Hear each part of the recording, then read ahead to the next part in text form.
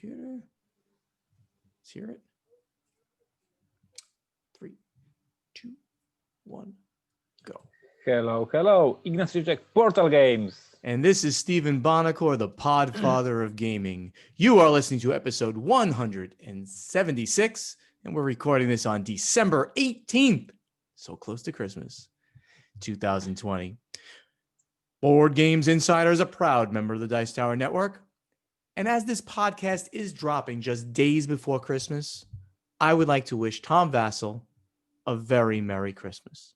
All the joys of the season, health, and happiness in the new year. You see, Ignacy, no matter how mean he is to me, I can still be nice to him on Christmas. Stephen, you are a role model for all of us. You've always been.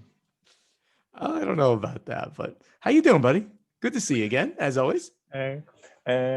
Awesome. I just finished the 2 hours live stream for our Polish fans to celebrate the end of the season, the upcoming Christmas. So we had a 2 hours live stream with the special guests. We had the designers, publishers, a lot of energy. And now energy with Steven from America Energy. And then I go home and I will watch a match. So basically Friday is freaking awesome. This is why you were late to record this podcast. I see. Yep. I'm in a great mood as usual, but I've got my new Board Game Geek BGG at Home T-shirt that I got for being a VIP member at Board BGG at Home convention last month. So I'm just happy to put this on today for the show, and you guys can see it if you go to the YouTube channel and check it out. But anyway, tell us what's happening inside of Portal Games this week. Inside Portal Games, slowing. Of course, if I say that we are slowing down, my warehouse is being frenzy because they are not slowing down. People are ordering games, last minute orders like crazy. So we have a lot of work in our warehouse, shipping packages with the new games. We just had in palette of the games last minute release, of course, too late, but at least to send orders from web store, we did a Polish edition of Aquatica. We had to move the street date for January, but we were able at least to ship it to our Polish fans from our web store. So a ton of work for our warehouse team.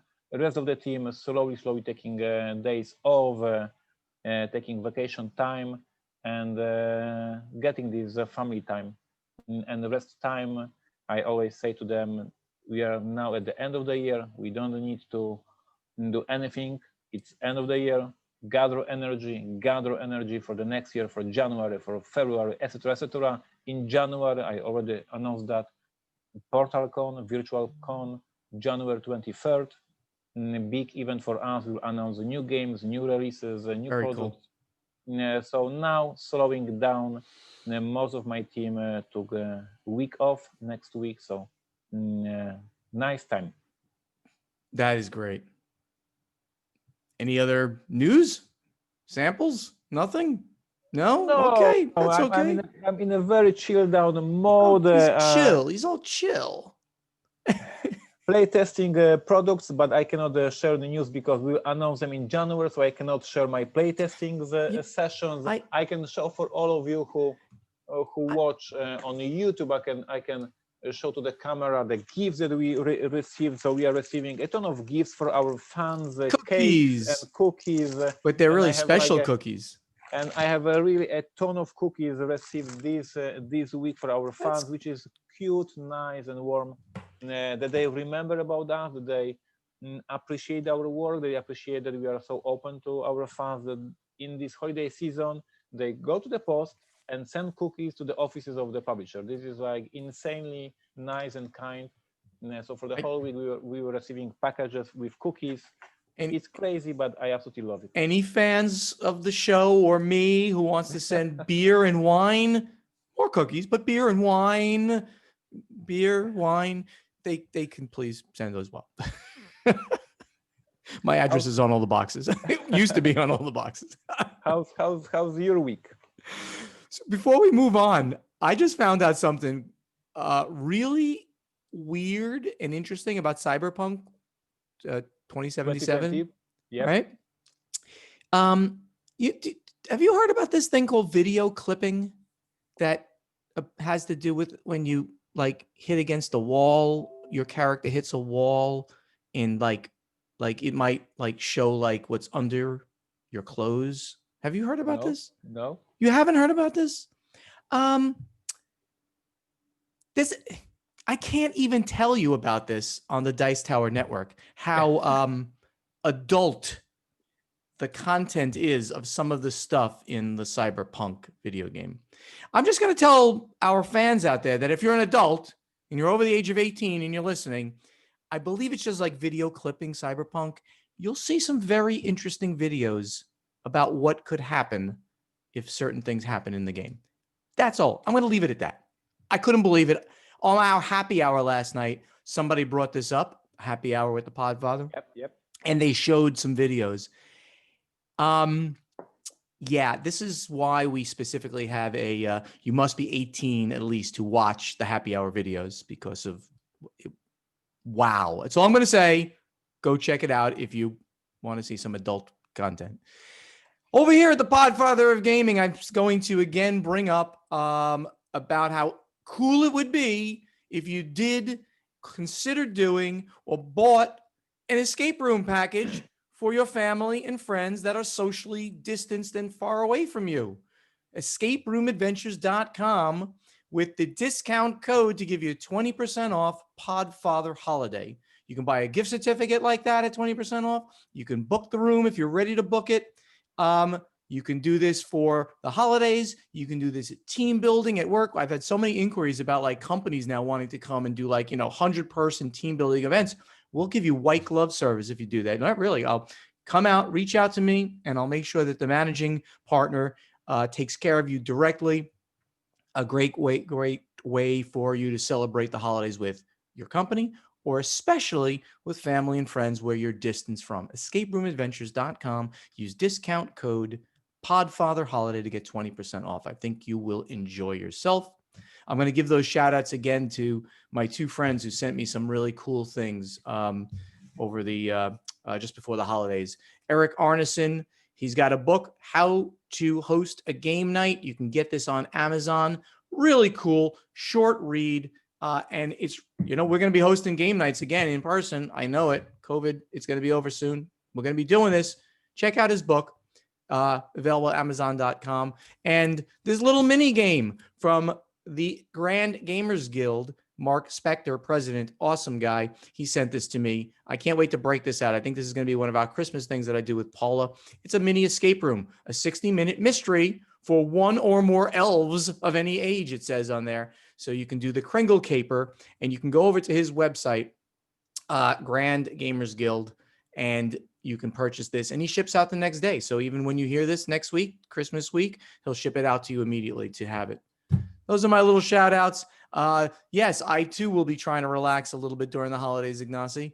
I have a bunch of little projects that I'm going to accomplish, but I think that, we're not going to be doing a board game breakfast with Tom next week.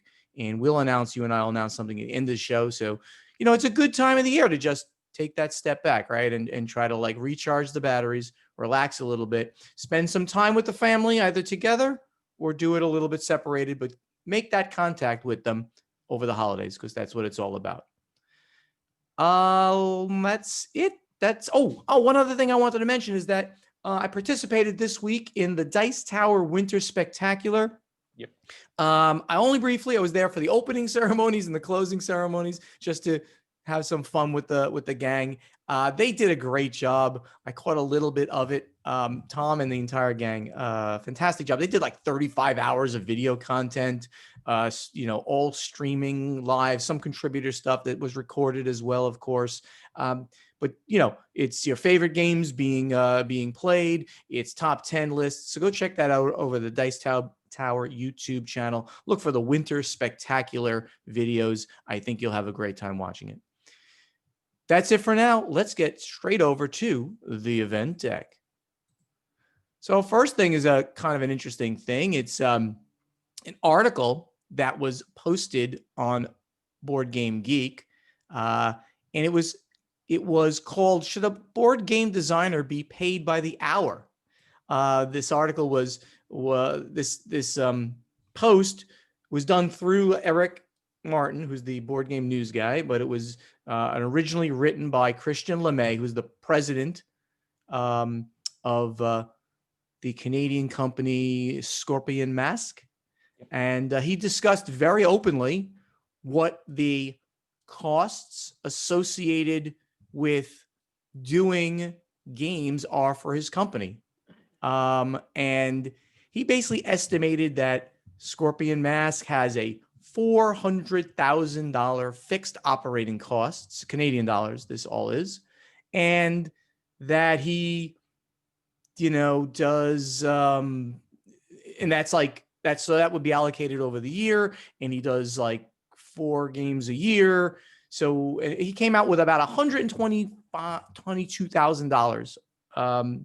This is all Canadian, that it costs to develop a game and get it ready. And that doesn't include, of course, the cost of the game, which he said let's put it at approximately, he didn't put that here, but he said like if they're making about $475 per game, they need to, this was the wild statement after all those numbers. They need to publish games that will sell 30 to 35,000 units, or they just need to go out of business. They break even at 26,000 copies on any given internally developed game. I thought that was, first of all, very honest that he went through this and he gave us all this information about his company and stuff. But I would like to go on record as saying that 26,000 units on a game that came out in a given year would make that game a very big game, a hit, something that everybody should be talking about. I am surprised that he can sell, on average, more than 26,000 units of every game that he brings out. Ignacy, any comments on this? I just thought these numbers were pretty amazing. Yeah, this of course, this is like for the whole episode of Board Game Insider. Like we could look at this article in so many directions and so many topics. First of all, I always say, and I'm always triggered and frenzy when players look at the game as a product, like a physical product, and they say, "Oh, this is not worth $50 because it has only 3 decks of the cards," and they don't understand that the game, also the cost of the game is a development, and it is a months and months of work, and the physical components are only a part of the whole cost of the game. So this is one thing that I personally know, because I know how many months there is to design a game, and during these times, these developers or designers are paid, right, for working. So this is one angle we can look at this. The other angle we can look at this, indeed, when you design a game, you hope for the local edition. So I guess what Christian is saying, that 26 units, I guess it is not that he hopes to sell 26,000 in English. It will be a really massive hit. Every time he makes a game, it's a massive hit. I guess he believes, he hopes for like 8,000 in English, and then 3,000 in French, 3,000 in German, 2,000 in Polish, and altogether maybe he will get this 25,000 units. If I'm wrong, this number, this 26,000 units in English, this is a very high number for the state of the industry as for now, for the year today. But it's just, I mean, it's, yeah, go ahead. Yes? Sorry. It's just, but go ahead. I'm sorry.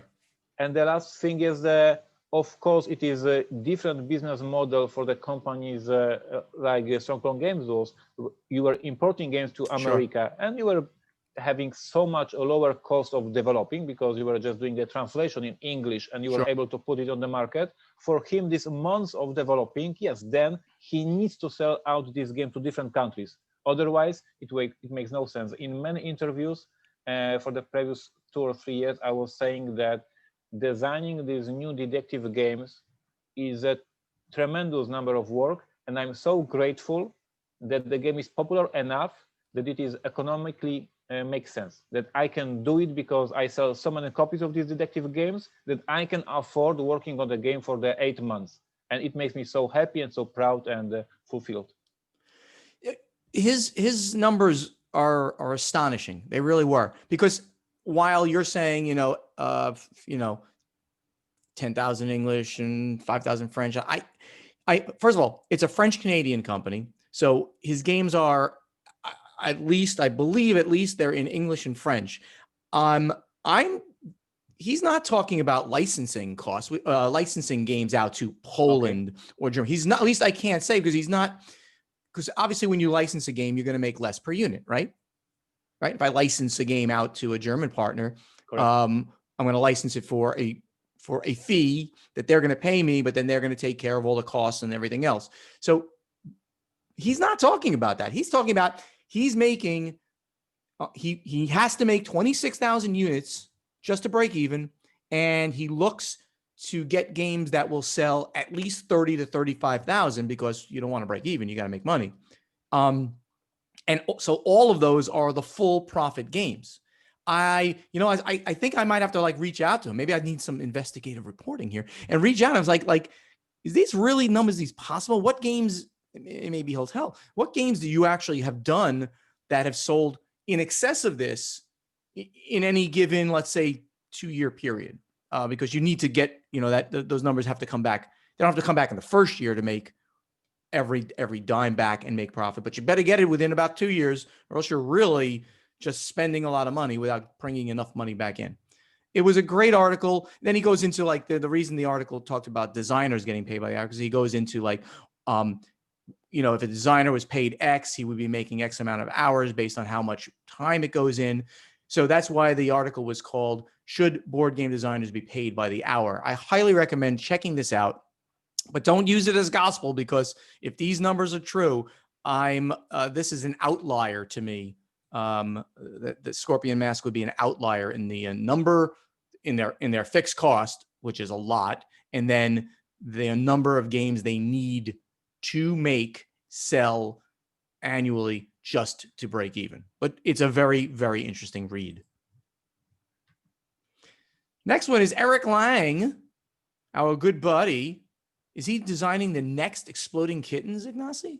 So Eric is building out a community of playtesters and seeking enthusiastic individuals who meet the following criteria: identify as casual gamers or party gamers. Non-gamers are welcome. Have ongoing access to a group of 3 to 5 people that can safely play in person together. And they're willing to film themselves playing the games and submit the videos to Exploding Kittens for analysis. To apply to Exploding Kittens playtesting community, email playtest@explodingkittens.com. Now, I'm not reading this just to give Eric a plug, but he is now working on a project with Exploding Kittens, the company who's made, obviously, that very big game and very big Kickstarter. It was the biggest Kickstarter at one point. I just saw this and I thought this was very interesting. Eric, who has always worked on very, very, very big games, is kind of like working on a smaller game, definitely more of a mass market game here. And he's going about it in a very good way to get a group together, many groups together, to help him out in the play testing, so they can film and see what that experience is for the groups that are doing the testing of the game. Yeah, this is interesting. I don't want to talk too much about this because I have some knowledge that is not public, and I don't want to say too much. But absolutely, I agree with what you say, that Eric, I would even say, in my personal opinion, he achieved everything he could in these big games. Like, he is the person who makes this Rising Sun, Blood Rage, Ungrim. Like, this is the guy. And now he's looking for the new challenges. And as I chat with him, he's now looking at these smaller games that have this mass appeal, and this is what his challenge, yes, what he wants to achieve in his upcoming years in career. And I know that he's working with Exploding Kittens guys, looking for some brand new ideas. I smell a story going on there, but I won't push you any longer, Ignacy. So Asmodee is buying the sock game? Really? What is the sock game? Let me read a little bit from this. Asmodee's family games range from... Asmodee is pleased to announce the arrival of the sock game into its family game range with a fresh new look for 2021. The game, which was first made available in retail in 2018, is simple to play teammates rummage through a sock full of objects to find a nominated piece. Already a hit in the family market, Asmodee says the sock game is set to reach next level thanks to its proven expertise in the game sector. What the heck is this? Why did you put this in here? I put it in here because this is the news that makes Ignacy sad. For this few years already, we were discussing how Asmodee is getting this IP or these games or the whole design studios, bringing these new ideas or the old classic ideas like Catan, like Spotted, Ticket to Ride, to bring these gamers games to mass market, to use the the gravity of the whole big company and bring Ticket to Ride to the new levels. And then I see that they're also buying the sock game with the whole respect for designers of this game. Like this is, I guess, too much for me of the mass market appeal of the game. So I'm worried that Asmodee will now look for the new monopolies and the new other mass market games instead of pushing the games that we both love, the gamers game. So I put it to show that there are maybe some change of the direction of the IPs they're looking for to reach mass market. I think that that's actually only a good idea for our portion of the industry because, and I know you're smiling and you don't know about this, but the fact is they've got big tentacles, right? They're the biggest by far. They have reach. If they can put out some of these mass market, let's call them Hasbro-like games, let's call it what it is. If they can put out some of these games and they put those out and they sit next to the shelf next to the Catans and the Ticket to Rides and, oh, look at that, in the Stronghold Second Edition and the Neuroshima Hex. If these games could there'll be a bleed. You'll have the person get into this very mass market game. They'll find this thing and then they'll just be dragged over into the rest of the world. We have to create more gamers. We have to create more hobby gamers.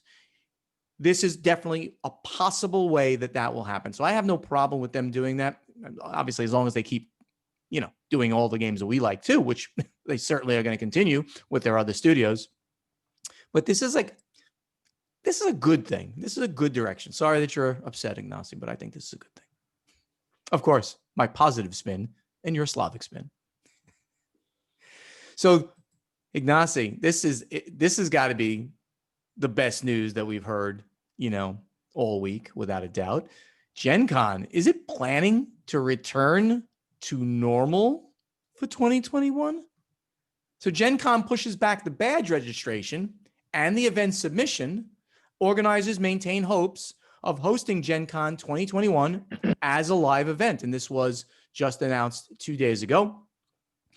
Gen Con LLC announced that it has postponed badge registration and event submission for Gen Con 2021. The COVID-19 pandemic affected many facets of the game world, but the most significant change was the cancellation of Gen Con 2020 as a live event. In hopes of hosting a live event for Gen Con 2021, they have pushed back their badge registration and event submission until the organizers have better vision of the general social environment for 2021.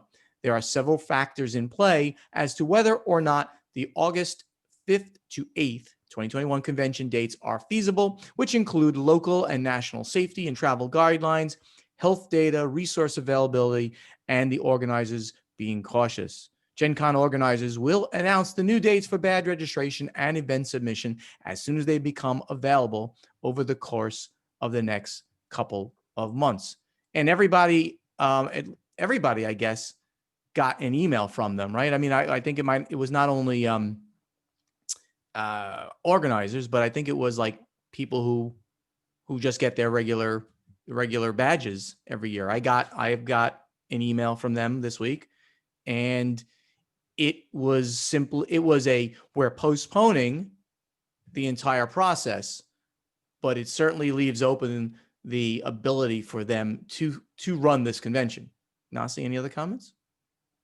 I was thinking about my comment for the last 2 days, and my conclusion is that I'm always the guy who's complaining and who is, ruining the party. And I don't want to be this person who ruins the party, and who there is this energy and positive belief and hopes, and then there is this Slavic Ignacy who ruins everything. So I don't know, like let me give nobody you. likes this. Nobody likes this guy in the room who always complain. Like, why I always have to complain? I'm gonna at some point in your life, it will rub off on you more. My positivity. No, but there's also so there's also the business factor that goes into this. If Indianapolis permits large scale events and Gen Con has a contract with the Indianapolis Convention Center, all right, you see where I'm going with this? If they've got a contract, they always have these multi-year contracts. And if they've got a contract with the Indianapolis Convention Center, and that contract says, well, you are running and you owe us this amount of money, and Indianapolis doesn't say you're not allowed to run, they have to run because they're going to pay the money. You follow me? They could run it on a reduced number of people. They can add various things in there, but we've all learned about this weird clause that's in every contract that nobody really understood, but it's in every contract. It's called force majeure. It's in every major I've got contracts sitting over here still, which I haven't filed from Stronghold days. And they've got something in there called force majeure. It's in every contract. Why haven't I filed that? I don't know, because I'm a lazy bastard. And this means that if there's an act of God, if there's a reason why you can't run this thing, well, then the contract can't do something. The contract is null and void. Something that is outside the bounds of like, I didn't want to do it. I broke my leg. No, but something that says that the society, the government, something says you can't, the contract is null and void for that particular event. But this thing is multiple years. So if it comes around again, they've got to run it or they're going to lose probably a lot of money. So in my humble opinion, because of the new rollouts of vaccines and because travel restrictions will eventually be reduced, I think they're going to run. It's going to be a smaller event. I don't know that Europeans will come, or at least not in the numbers that they come. But I think that the Americans and the Canadians are going to go. They're going to want to do it. They're interested to do it. We'll be vaccinated. I think I'm going to be vaccinated.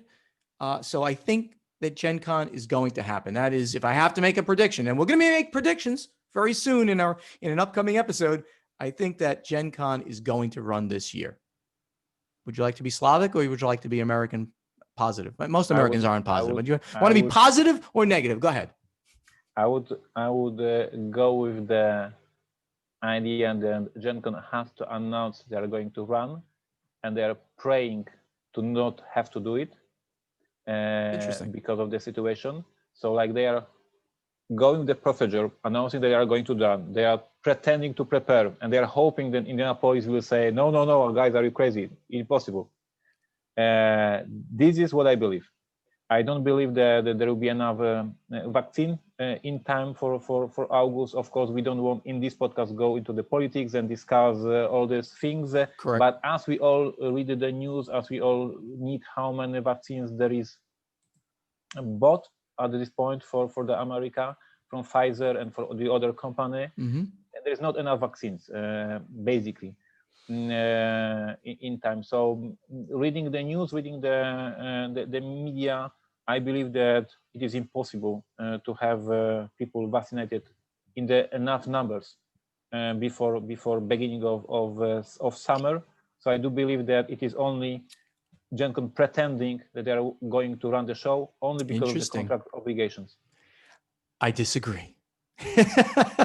I disagree. I think we will have enough people vaccinated, Americans, because they are so focused on doing it. No politics here. This is just my thought. I do believe in America we'll have enough for herd immunity, and if I am vaccinated, and the people who are exhibiting are vaccinated, and the people who go are vaccinated, if some people aren't, they may even not let them in. Right? They might be okay, you got to show me a pass before you come in. You're vaccinated. Who knows? I don't know that part, but I do think it's going to happen.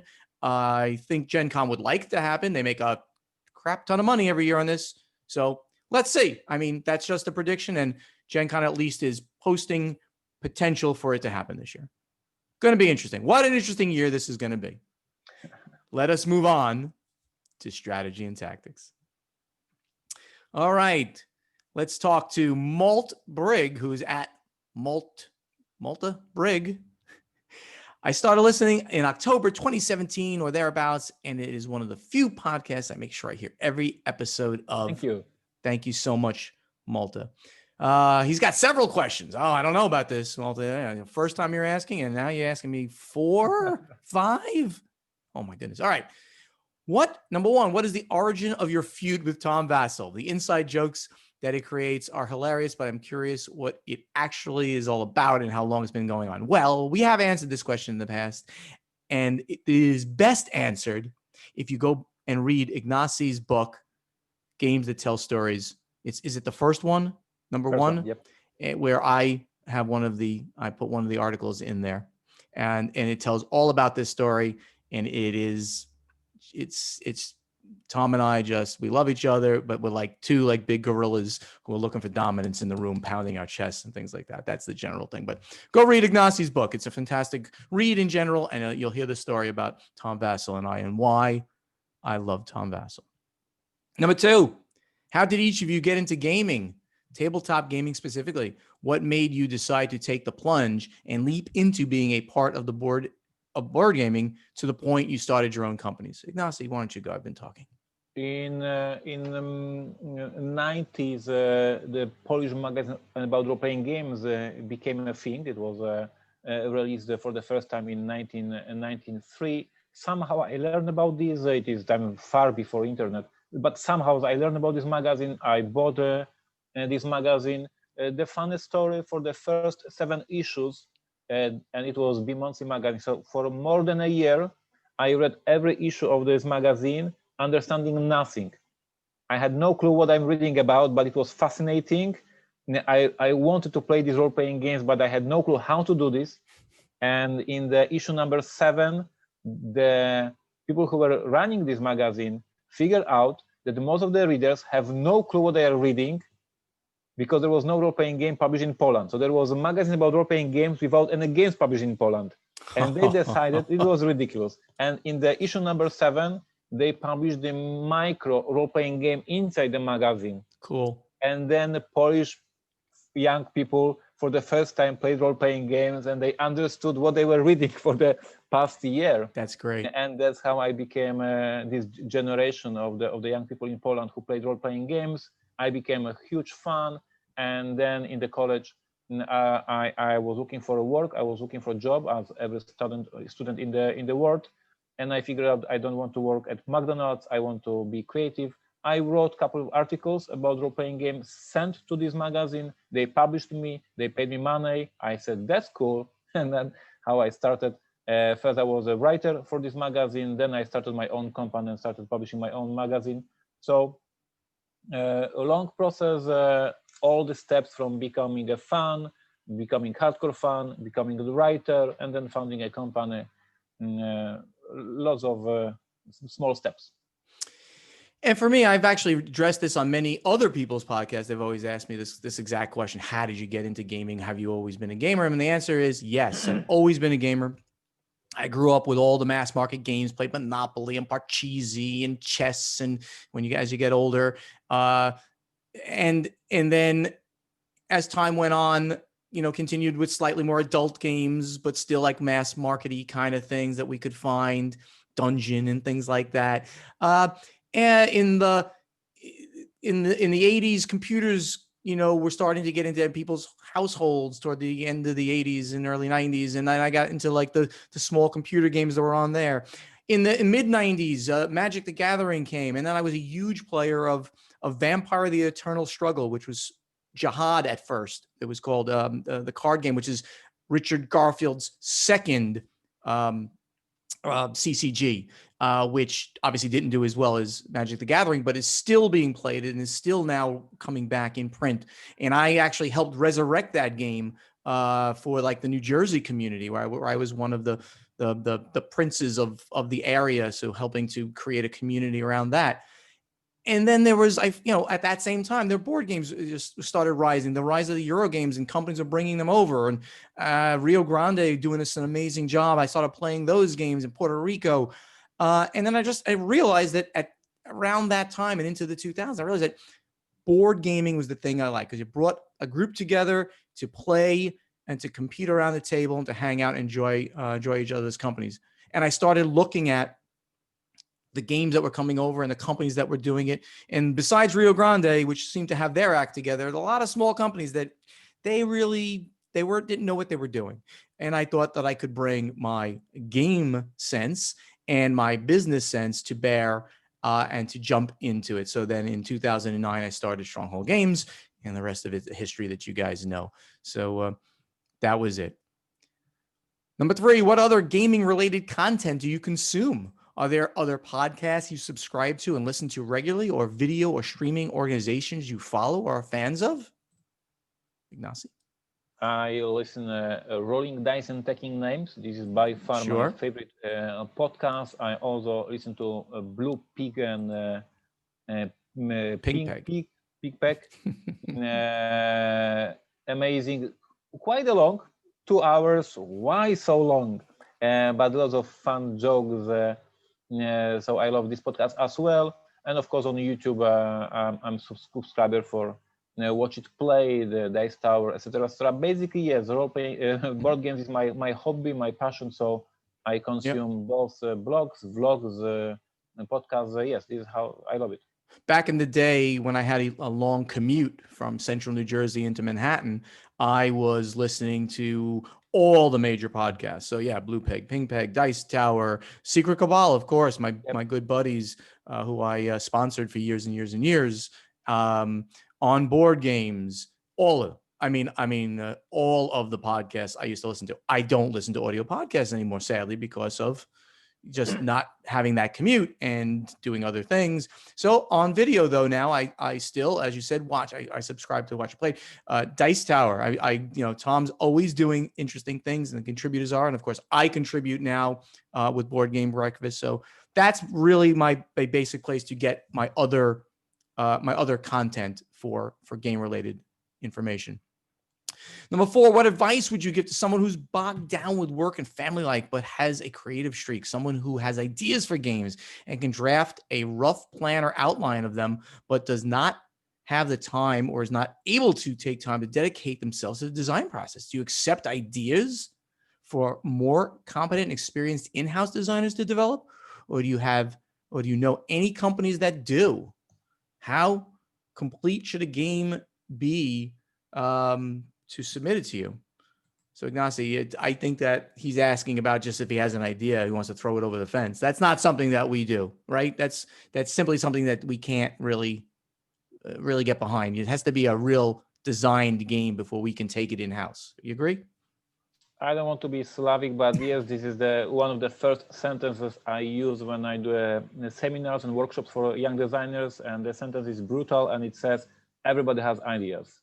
Execution matters. So yes, we all are gamers. We all play some game and say, hey, I have an idea for the game like that, but better. Like, we all have ideas. This is nothing. We as a people, as a human, we are creative persons. Somebody sings, somebody plays the guitars. Like, we all want to create. This is our nature. So everybody has some ideas. If you have ideas for the games, yes, thousands of other people as well. And the brutal truth is that execution matters. And this is one of the main points of my seminars. So I'm sorry to be Slavic, but ideas is everybody has them. Yeah, this one, I totally agree. This, and you're not being Slavic. You have to execute. Malta, you have to actually do it. We can't be the one doing it. If you happen to see us in the hallway and you say, I had this great idea, if you're just throwing an idea at us, and who knows, maybe it's a theme. Oh, that's interesting. Then we might do it, but that's not something you would then get credit for. And I think that's kind of what you want. You want to be part of it. You want to be a thing in the game itself, but you got to execute. You have to bring it. And that game is complete. It could be mid-stage. It doesn't have, it can't be the earliest. It can't be early. It doesn't have to be like ready to be published and go out, but you got to do it. You got to get out and get a game that we can then take and tweak and then bring to fruition. Number 5 and final for Malta is, do you have specific ideas you look for in games for your company, so that even if a game that looks excellent, plays well, seems solid, but doesn't match your image, do you reject those games, recommend them to other publishers? Ignacy once talked about a game he passed on to Rebel PL, and they had a huge hit off of it. But that was because he didn't think the game was that great. So I'm not sure which one he means by that. So do you ever come across games that you think are great, could be hits, but aren't suitable for your company? And what do you do with those? Ignacy, what do you do? The story with Rebel was it was a game called Spotted, and I thought it is great. Yes, I thought it was great, but it was not a great match for me. Back then, I was doing. It is exactly year 2009. I'm finishing the design of Stronghold, the board game, epic board game about the siege, and I see this amazing party game. But I say no, I'm not doing party games. I'm doing epic gamers games. And I said to my friends at Rebel, hey, this is an amazing party game. You should do it in Poland. And yes, they were very successful with this game. You might have been able to retire now if you. Yeah, probably I would do much better if I do Spotted, not Stronghold. I thought it is an amazing game, but not good fit for me. Yeah. And yes, in these past few years, I passed on some party games. I passed on some family games, and they became hits. Yes, but I don't regret it. This is a path I chose, and being focused on the one type of the games, these geeky games, meaty fantasy, science fiction games, it worked for my company. I cannot publish everything. I cannot have all the games in my catalog. So even though I passed on some of the hits, I don't see it as a problem. I'm happy with that. Yep, agreed. And I don't have a specific story that I can mention, any game that I gave up, but I did this. I've done the same thing where I've given up a game, and then I said, you know what, not for me, but why don't you talk to so and so? And in 2007 or 8, I said no to King of Tokyo. That was also not the best idea. Yeah, not the best idea, man.